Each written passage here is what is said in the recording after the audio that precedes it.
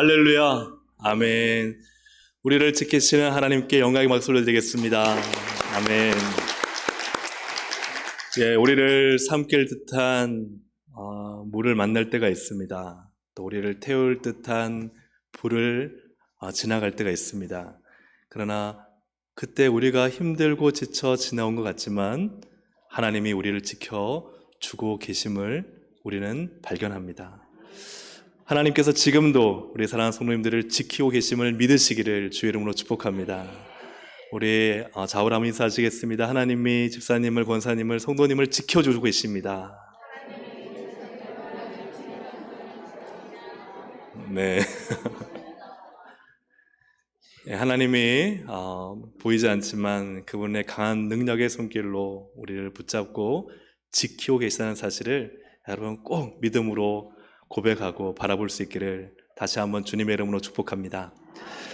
오늘 이 시간은 마태복음 5장 13절 16절의 본문을 가지고 하늘 아버지께 영광을 돌리는 이타적인 삶이라는 제목으로 하나님 말씀을 함께 나누도록 하겠습니다.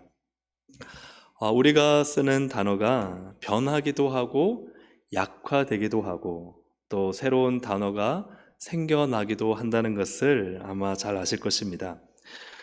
참 한때는 참신하고 강렬했던 단어가 세월이 지나면요 되게 진부해지고 평범해지는 것들을 경험하게 됩니다. 한때 진짜 많이 썼던 인사말이 있습니다. 하이루 반가. 요즘 이거 쓰면요 아주 고시대 사람이 되어버립니다. 요즘은 이런 인사를 잘하지 않죠. 한때 개혁이란 말이 사회, 정치, 경제 전반적인 분야에서 사용되었던 적이 있었지만 물론 그렇다고 해서 쓰지 않는 것은 아닙니다. 하지만 요즘은 혁신이란 말을 훨씬 더 많이 사용합니다. 네이버를 검색해보면 개혁을 치면요 주로 2000년대에 굉장히 많이 사용되었어요. 근데 요즘은 혁신이란 말을 네이버의 검색창에 치면 2022년도 최근에 거의 혁신이란 말을 주로 사용하고 있습니다. 왜냐하면 개혁을 외칠 때는 참신하고 새롭지만 너무 많이 사용하다 보니까 이제 무뎌져 버리는 거죠. 그래서 단어가 평범해지고 진부해지게 됩니다. 교회에서도 이와 같은 사례가 바로 부흥입니다. 2000년대에는요 거의 교회마다 다 부흥이었어요. 그래서 표마다 부흥을 외치지 않는 교회가 없었어요. 부흥이라는 찬양도요 얼마나 많은 찬양의 곡들이 나왔는지 그 당시에는 정말 쓰나미처럼 이 부흥이라는 단어가 한국 교회를 휩쓸었습니다. 그리고 그 부흥은 대부분 다 수적인 부흥, 교회가 200명이 500명이 되었다, 500명이 2000명이 되었다, 이런 부흥을 많이 지칭했습니다. 하지만 요즘 부흥이란 말을 쓰지만 이전의 부흥과는 많이 의미가 달라지고 또 약화되기도 하고 또 새로운 의미의 부흥으로 사용되는 것들을 보게 됩니다. 요즘은 회복이 부흥이에요.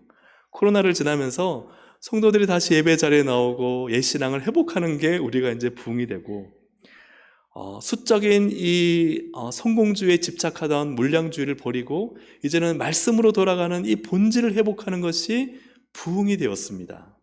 그래서 같은 부흥을 외치더라도 부흥의 의미가 달라지기도 하고 변화되는 것들을 보게 됩니다. 또 참신하고 강렬했지만 우리 가운데 참 많이 평범해지고 진부해진 단어가 있다면 바로 오늘 본문의 소금과 빛이다 라고 생각해요. 한때 한국교회에서 소금과 빛 설교가 얼마나 많았는지 몰라요. 그런데 소금과 빛에 대한 설교가 참 많았지만 요즘은 그런 설교가 많지도 않고 또 소금과 빛을 이야기하면 모르는 분들이 없어요. 심지어는 안 믿는 분들도 알아요. 교회는 소금과 빛이지 않느냐. 그런데 사실 자세히 살펴보면 너무 안다고 생각하지만 더 모르는 게 소금과 빛이 아닌가 하는 생각이 듭니다. 그래서 오늘 본문을 통해서 예수님이 우리에게 말씀하시는 소금과 빛의 진리를 발견할 수 있기를 주의 이름으로 축복합니다. 첫 번째 이 소금과 빛의 진리는 존재라는 사실입니다. 소금과 빛은 존재입니다. 13절과 14절을 보면 너희는 세상의 소금이니 세상의 빛이라. 중요한 것은 소금이 되어라가 아닙니다. 너희는 빛이 되어라가 아닙니다. 이 소금이다, 빛이다라는 것은 너희는 소금 그 자체다, 너희는 빛 그 자체다라는 존재를 말씀하는 것이죠. 예수님을 믿는 성도는 그 존재 자체가 소금이고 그 존재 자체가 빛이다. 그러니까 여러분, 우리는 빛입니다. 그래서 막 빛을 막 발하는 발광체인 거예요. 반사체가 아니에요. 내가 예수 믿는 순간 내 안에서 빛이 뿜어져 나옵니다. 옆에 있는 분들 한번 보세요. 빛이 나오나요? 여러분, 우리는 빛입니다. 우리는 소금입니다. 그래서 우리가 가면요, 맛이 납니다. 할렐루야. 그래서 안 믿는 사람들 가운데 예수 믿는 사람이 가면요, 맛이 나야 돼요. 맛이 나는 인생. 그래서 이것은 우리가 소금이기 때문이고 우리가 빛이기 때문입니다. 되어지는 것이 아니라 그 존재 자체가 예수 안에서 소금이 되고 빛이 된 것입니다. 왜냐하면 성경은 우리가 예수님 믿는 순간 새로운 피조물로 존재가 새 창조가 되었다고 말씀하고 있기 때문입니다. 고린도후서 5장 17절 같이 읽어보겠습니다. 그런즉 누구든지 그리스도 안에 있으면 새로운 피조물이라, 이전 것은 지나갔으니 보라 새 것이 되었도다. 아멘. 새 것이 되은 것입니다. 새 것으로 되어져 가는 것이 아닙니다. 새로운 피조물이 되기 위해서 애쓰고 노력하는 게 아니라요, 예수님 믿는 순간 새로운 존재가 된 것입니다. 소금이고 빛입니다. 그래서 하나님께서 새롭게 창조하심으로 말미암아 예수님 믿는 순간 놀라운 일이 일어나는데 생각이 새로워지고 마음이 새로워지고 말이 새로워지고 인생이 새로워지는 것입니다. 할렐루야. 아멘. 에베소서 5장 8절에도 너희가 전에는 어둠이더니 이제는 주 안에서 빛이 되어라가 아니라 빛이라. 빛이기 때문에 빛의 자녀들처럼 살아라는 거예요. 빛의 열매는 모든 착함, 의로움, 진실함이다. 미운 오리 새끼 이야기를 너무나 잘 아실 것입니다. 미운 오리 새끼가 강물에 비친 자신의 얼굴을 보며 한탄했습니다. 난 태어날 때부터 무슨 죄가 있다고 이렇게 못생긴 걸까? 제 이야기가 아닙니다. 이런 나라도 사랑해주는 누군가가 있기는 할까? 저 하늘을 보니까 하늘을 활공하는 백조를 보며 나도 저 백조처럼 정말 긴 날개를 펼치며 하늘을 우아하고 멋있게 날아봤으면. 추운 겨울을 어찌어찌 보낸 다음에 다시 강물에 비친 자기의 모습을 보았는데 백조였던 거예요. 미운 오리가 백조가 된 게 아닙니다. 원래 백조였던 것입니다. 사랑하는 여러분, 우리는 되어져 가는 것이 아닙니다. 예수님 믿는 순간 여러분은 소금이고 여러분은 빛이고 새로운 피조물이심을 믿으시기를 주의 이름으로 축복합니다.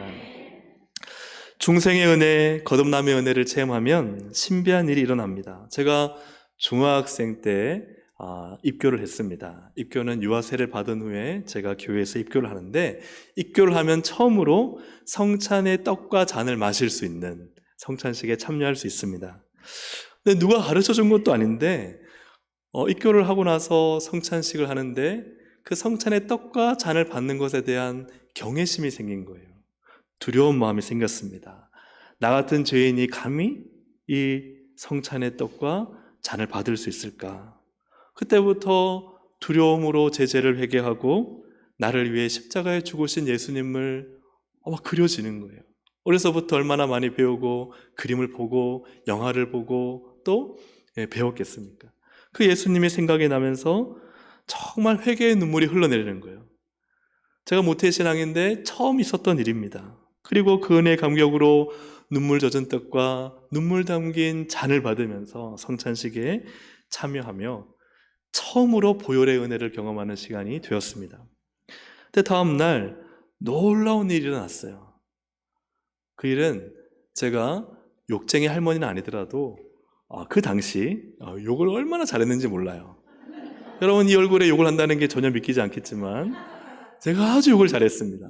친구들과 욕 배틀 하면은 절대 지지 않는, 하지만 경계선을 넘지 않으면서도 가끔 이렇게 욕을 하는데 경계선을 넘어가는 애들이 있거든요. 경계선이 뭐냐? 어머니 아버지 욕하는 거예요. 제가 그 정도까지 살진 않았습니다.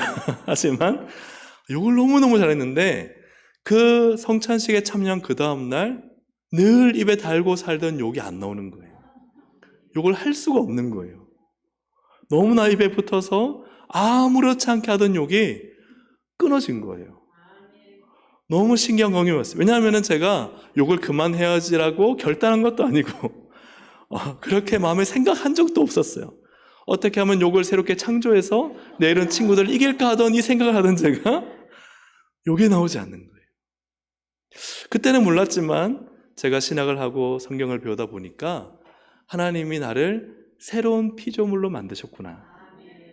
사랑하는 여러분, 하나님 우리를 새로운 존재로 만드십니다. 예수님 믿는 순간 새로운 말을 하고 새로운 언어를 하고 새로운 생각을 하고 새로운 삶을 사는 존재로 우리를 만드신다는 사실을 여러분 믿으시기를 주의 이름으로 축복합니다. 그러니까 진짜 예수 믿는 성도가요, 소금과 빛으로 안 살 수가 없는 거예요. 소금과 빛의 삶을 못 살 수가 없는 거예요. 왜요? 새로운 존재니까요.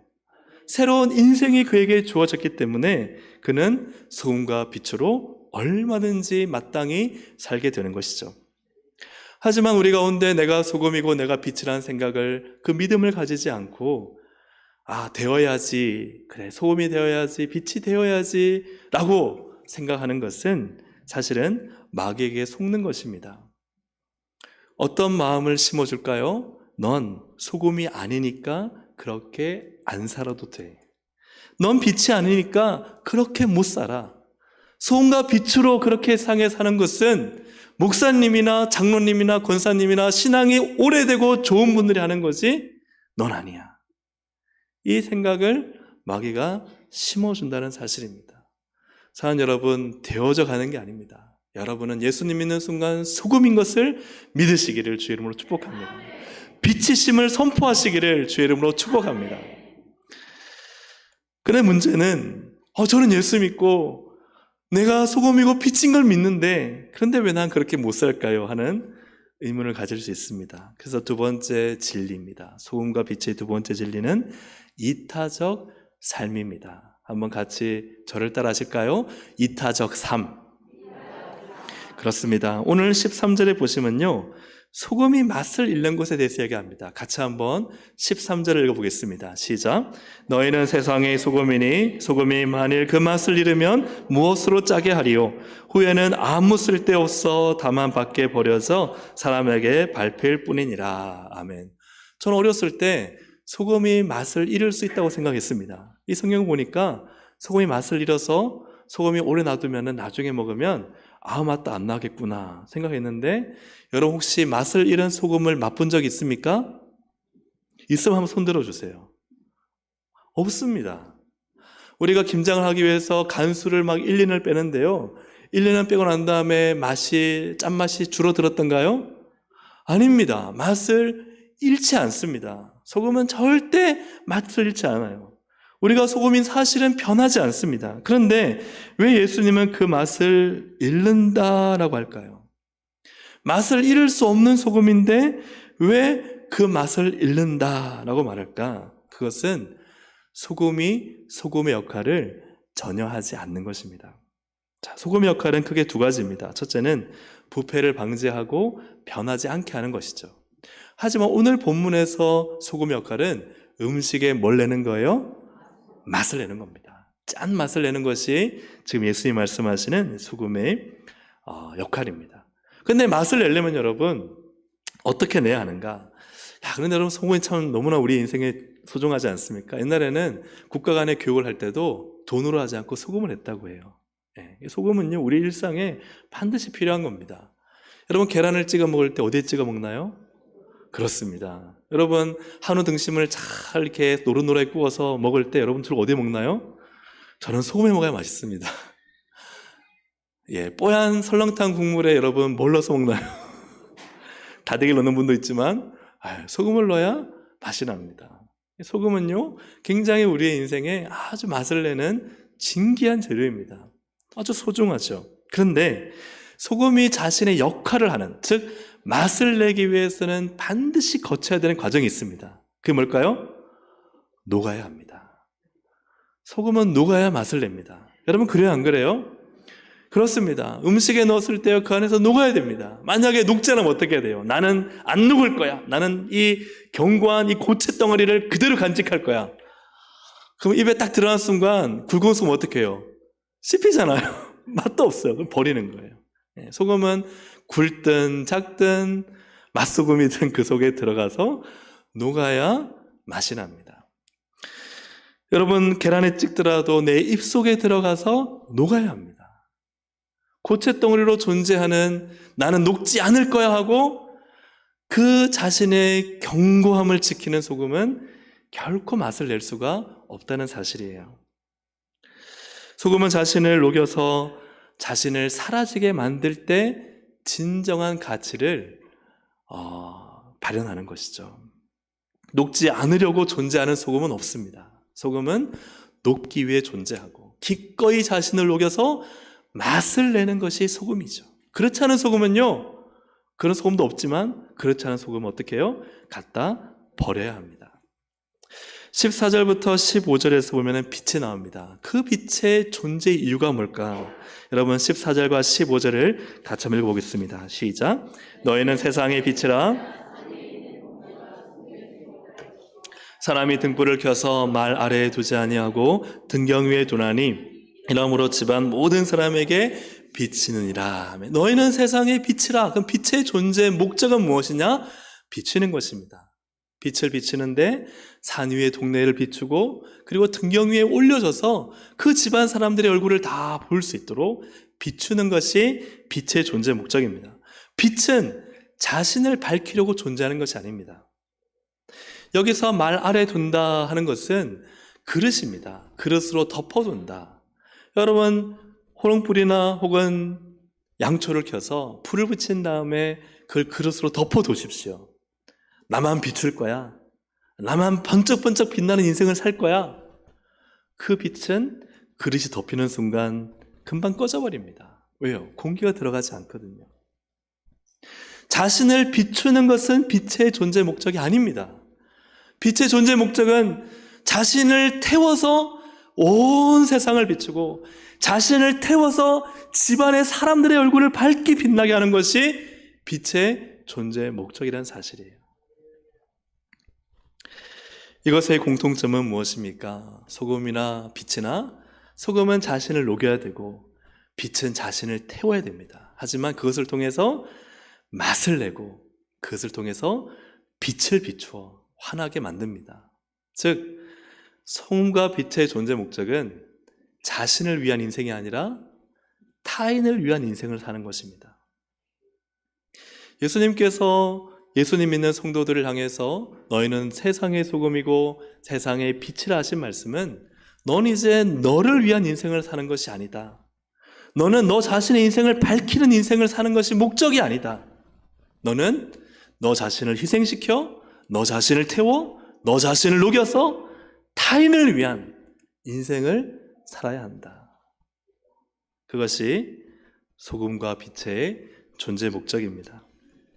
그러므로 이타적인 삶을 살라 하는 것입니다. 하지만 성도가 소금과 빛으로 살지 못하고 있다면 왜 살지 못할까? 그것은 이타적인 삶을 살지 않고 자기 중심적인 삶을 살기 때문입니다. 녹여서 자신을 희생해야 되는데 그게 싫은 거예요. 안 녹아. 나는 절대 안 녹아. 난 절대 희생 안 해. 나는 내가 갖고 있는 걸 견고하게 지키면서 절대 녹지 않고 나를 위한 인생을 살 거야. 그러면요, 그가 정말 소금으로 하나님이 재창조, 새 창조하셨지만 소금으로 살지 못하는 겁니다.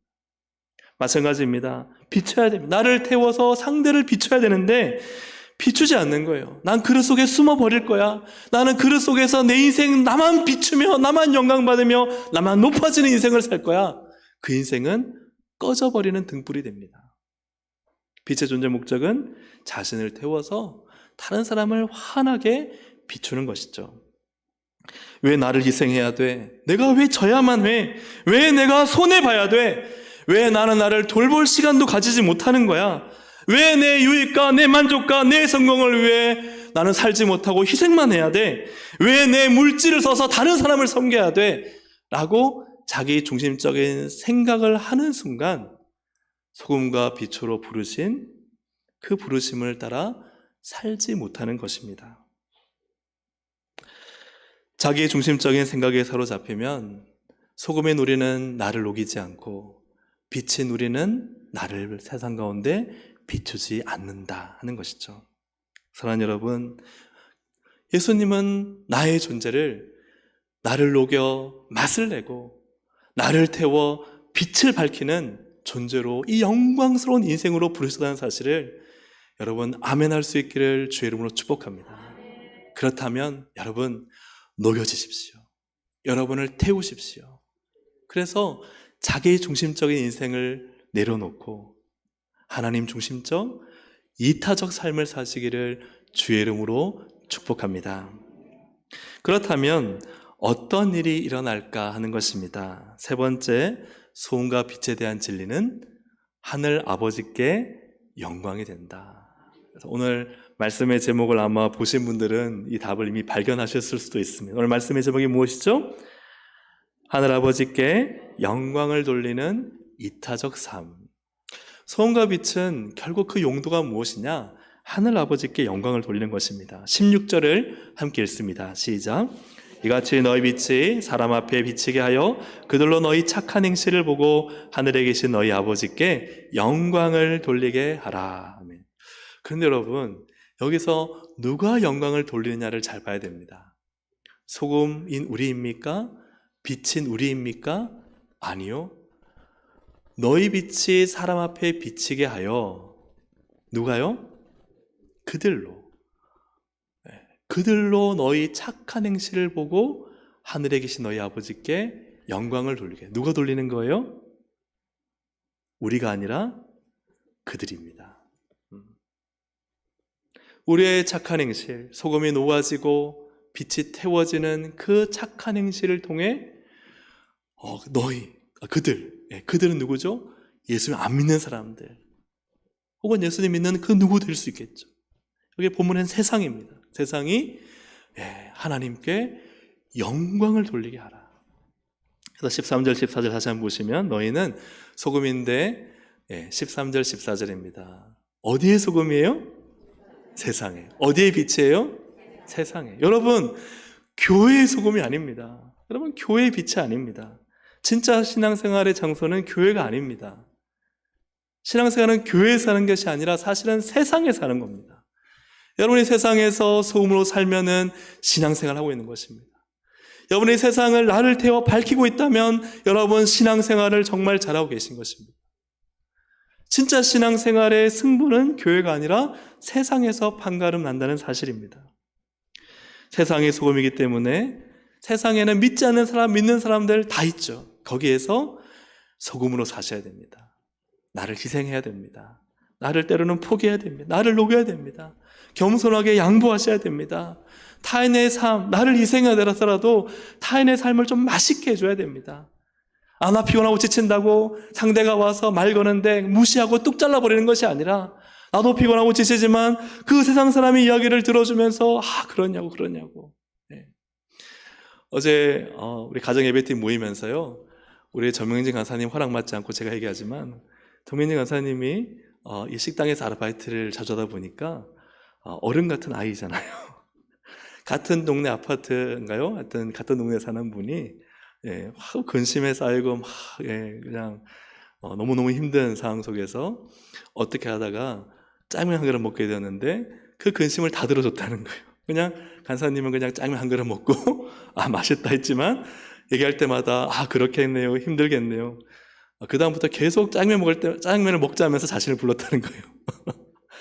자신은 맛있게 짜장면을 먹으면서 그렇겠네요, 힘들겠네요 했는데 이분은 내가 중학생의 앞에서 무슨 말 하는 거야 하면서 자기의 힘든 얘기를 다 얘기해 줬을 때 여러분 그렇지 않습니까? 얼마나 그분의 인생이 힘들었으면, 누구한테 말할 사람도 없었으면 중학생 아이를 붙잡고 짜장면 한 그릇 사주면서 이야기하고 싶었겠어요. 여러분, 세상에는 그런 사람들이 너무나 많습니다. 우리 하나님 앞에 나와 기도하고 부르짖고 하나님께 내 억울함을 토로하고 내 슬픔을 이야기할 수 있지만, 세상의 사람들은 아내가 문을 닫아버리면 말할 수도 없고, 직장에서 누구한테 그 아픈 이야기를 말할 수가 있고, 내 자존심 구겨지는 이야기를 친구들 만나서 여러분 얘기할 수 있나요? 친구들 만나면요, 너 이번에 벤츠 샀다면서, 너 이번에 집 넓혔다면서, 너 자식 이번에 서울대 들어갔다면서, 누구한테도 말하지 못할 그때에 우리를 세상의 소금으로 부르신 거예요. 너도 힘들고 어렵지만 좀 들어줘라. 너도 힘들고 어렵지만 좀 그를 위로해줘라. 그렇게 우리를 부르셨다는 사실이에요. 우리를 세상의 빛으로 부르셨습니다. 타인을 비추어, 나를 비추는 것이 아니라 타인을 비추어 상대를 높여주고, 타인의 그 필요를 채워주고, 그 아픈 것을, 그 정말 괴로운 것을 여러분 상처를 싸매주고 그의 필요를 채워주도록 우리를 아무도 보지 않잖아요. 아무도 보지 않는데 예수님이 우리를 보고 오신 것처럼 우리도 세상의 사람들의 그 아무도 보지 않는 상처와 아픈 것, 부족한 것을 채워주도록 하나님이 우리를 부르셨다는 사실을 여러분 믿으십니까? 그 자리로 우리를 부르셨다는 사실이에요. 그것을 16절에서는 착한 행실이다. 여러분 마태복음 5장의 이 앞부분에 나오는 3절부터 12절의 팔복은요, 저는 참 이해하기가 힘들었어요. 왜 복이 있지? 심령이 가난한데 왜 복이 있지? 애통하는데 눈물 흘리는 게 무슨 복이야? 의에 줄이고 목마른 게 무슨 복이고, 긍휼히 여기는, 아니 긍휼을 여기면 받아야지 왜 이게 복이야? 마음이 청결한 게 얼마나 여러분 살기 힘듭니까? 화평하게 하는 거요, 너무 어렵고 힘든 일이고, 의를 위하여 박해를 왜 받아야 될까? 이게 왜 복일까? 그런데 이 모든 삶이 예수님은 바로 오늘 본문에 소금과 빛이 이런 삶을 산다. 그러니 복이 된다는 거예요. 우리의 존재가 이 착한 행실이 팔복의 삶을 사는 것입니다. 내 마음을 가난하게 하고, 때로는 누군가의 아픔을 같이 애통해하며 울어주고, 강팍하게 살기보다는 온유한 마음으로 위로하고 격려하고, 세상에 돈으로 배부르고 먹을 것으로, 그죠? 내가 풍족한 인생이 아니라 내 것을 나누어 그들을 채워주고 또 그들을 배부르게 해주는, 긍휼히 여김을 받기보다 긍휼히 여겨주고, 어렵고 힘들더라도 내 마음의 청결함을 유지하고 화평하게 할 수 있도록 사람들을 찾아가 격려하고 싸매주고 위로하며, 의를 위하여 때로는 박해를 받아도 그 길을 걸어가는 소금과 빛으로 사는 삶, 그 삶이 복이 있나니. 사랑하는 여러분, 하늘아버지는 어떻게 우리를 통해 영광을 받으십니까? 그것은 교회를 이야기하지 않고 세상을 말씀하셨습니다. 세상에서 소금으로, 세상에서 빛으로 살 때 하늘 아버지께서 우리를 통해 영광을 받으실 것이다. 예수님도 이타적 삶을 사셨습니다. 우리가 예수님을 너무 잘 믿고 하나님을 위해 너무 충성 잘하는데 우리를 위해 죽으시면요, 그럴만 해서예요. 근데 여러분, 죄인이었던 우리를 위해서 십자가에 죽으신 것입니다. 우리도 십자가상에 있었다면 예수님을 못 박으라고 외치며 예수님을 조롱하고 무시했을 우리입니다. 그런 우리를 위해서 예수님이 자신을 희생하고 죽으셨다는 사실이에요. 그렇기 때문에 오늘날 우리는 하늘 아버지께 영광을 올려드리는 이 예배를 드리고 있지 않습니까? 예수님이 소금과 빛으로 사셨고 그 삶을 우리도 살기 원하십니다. 사랑하는 여러분, 말씀을 정리하며 저는 동성교회 70주년 이번 한 해를 이 말씀에 비추어 봅니다. 감사한 것은 하나님이 우리 모두에게 우리만의 잔치로, 우리만의 즐길거리로, 우리만의 기념비를 쌓도록 하지 않으시고 하나님께서 이 소금과 빛으로 살게 하셨음에 감사와 찬양과 영광을 올려드립니다. 지난 한 해를 돌이켜보시면 우리는 이 지역에 250명의 아이들과 50명 이상의 주민들을 섬겼습니다. 아무 조건 없이 주님의 사랑으로 아이들을 섬겼습니다. 한마음 대축제에 온 몇 명이 안 되지만 우리는 그분들을 지극히 섬겼고, 이웃사랑 바자회에 정말 어려운 아이들, 그 수익금으로 아이들에게, 우리 학생들에게 작지만 더 공부할 수 있는 기회를 우리가 작지만 조금 준 게 아닌가 생각합니다. 때로와 초청축제를 통해 복음의 빛을 비추었고, 이번 성탄 새벽송을 통해 또 이 지역과 어려운 기간에 우리는 주님의 명령을 따라 빛을 비출 것입니다. 내년 1월에 단기 선교를 통해 캄보디아에 가서 여러분의 기도의 힘과 또 함께 방문한 이들의 섬김으로 복음의 빛을 비출 것입니다. 그러니 70주년의 모든 것이 다 하나님의 은혜임을 고백합니다. 그렇게 사랑하는 성도 여러분, 올 한 해 애쓰셨습니다. 수고하셨는데요, 그것을 통해서 하늘 아버지께서 영광 받으셨습니다. 무의미하지 않았습니다. 왜냐하면 하나님이 이렇게 사는 자가 복이 있다고 말씀하셨기 때문입니다. 오늘 우리 사랑하는 동생 가족들이 세상에 나아가서 자기 중심적인 삶으로 살지 않고 이타적인 삶을 살아 하늘 아버지의 영광을 드러내는 아름답고 복된 인생을 사시기를 주의 이름으로 축복합니다. 바라기는 이 말씀의 가치와 진리를 올 한 해 70주년만이 아니라 앞으로 계속해서 우리 교회가 새로운 것을 써나갈 수 있기를 간절히 소망합니다. 우리 이 시간 함께 찬양 드릴 때 낮은 해처럼 밤엔 달처럼 찬양 드리겠습니다.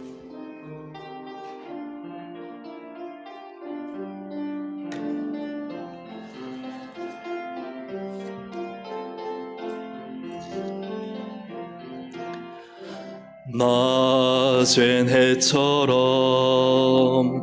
밤엔 달처럼 그렇게 살 순 없을까?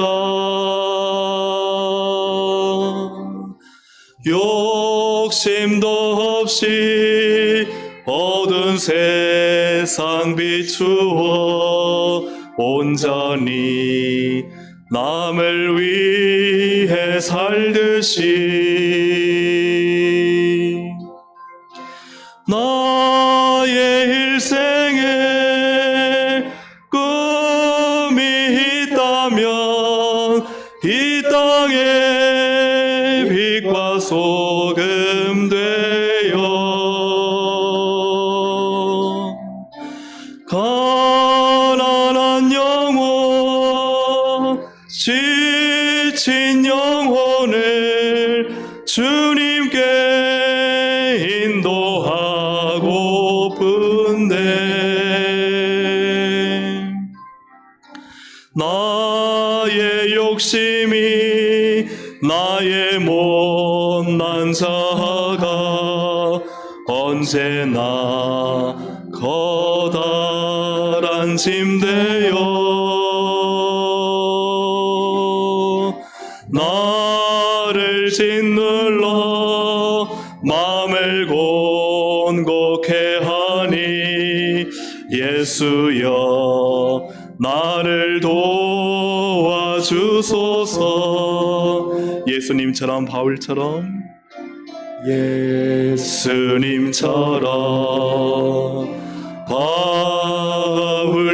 바울처럼 그렇게 살 순 없을까? 남을 위하여 당신들의 온몸을 온전히 버리셨던 것처럼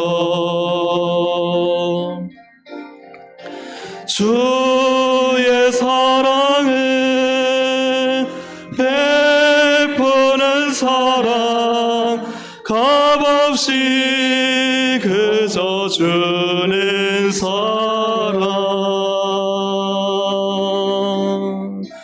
그러나 나는 주는 것보다 받는 것 더욱 좋아하니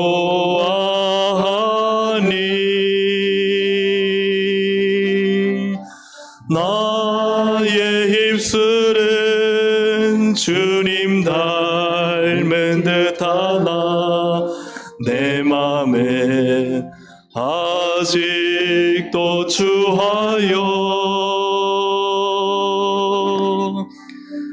아들 사랑만 계수하고 있으니 예수여 나를 도와주소서.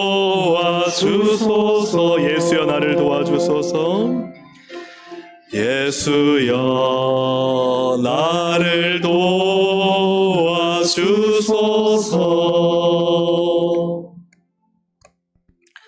오늘 이 시간에는 여러분 작은 실천 하나를 좀 생각하면 좋겠습니다. 크지 않아도 됩니다. 많은 돈이 안 들어도 됩니다.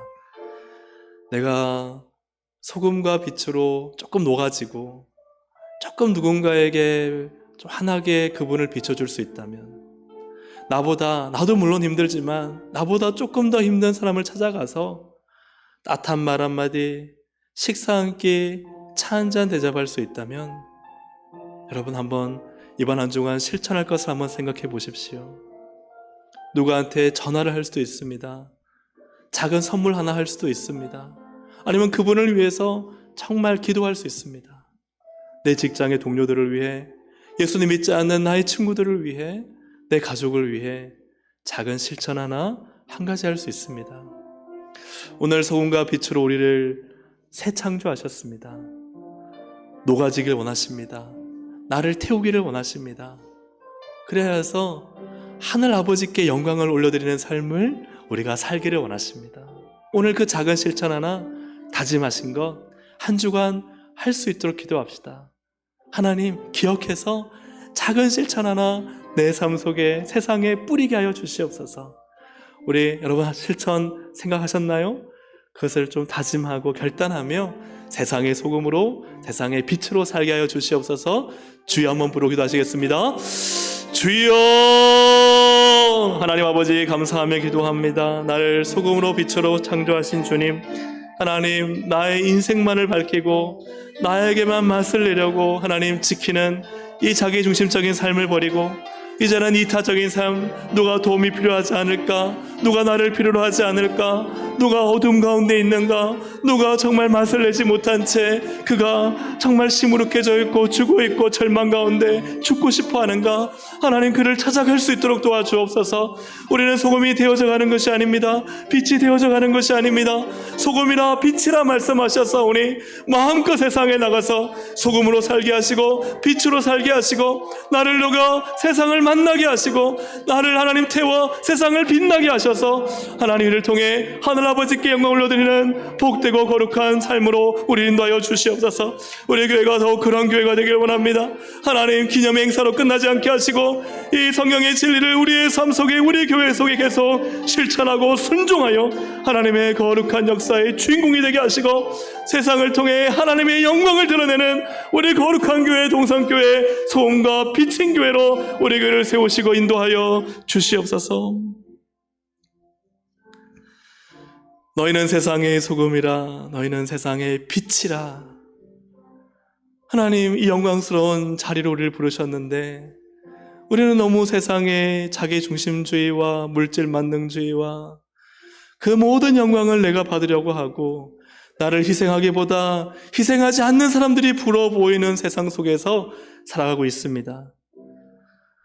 이기적인 마음, 개인의 욕망을 추구하는 시대 속에서 소금과 빛으로 부르신 주님의 뜻을 묵살하고 살아갈 때가 얼마나 많은가 회개합니다.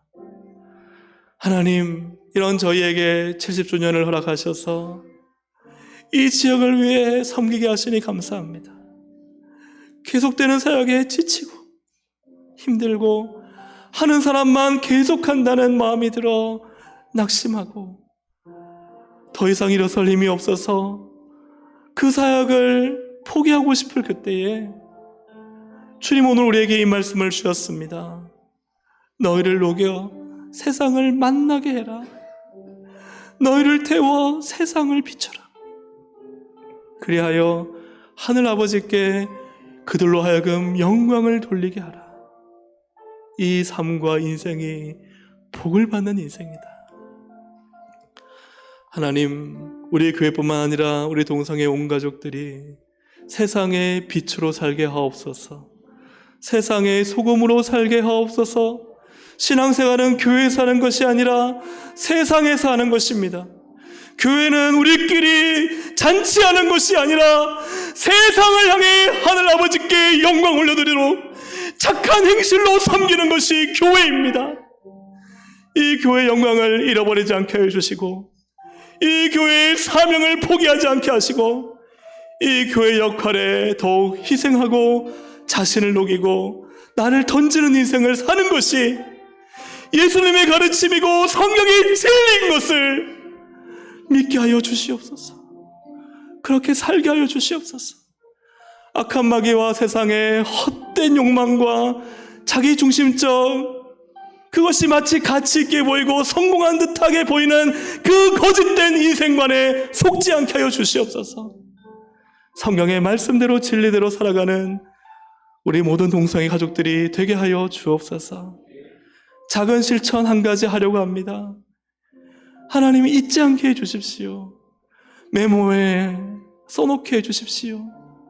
핸드폰에 적어놓게 해주십시오. 알람을 맞춰놓게 해주십시오.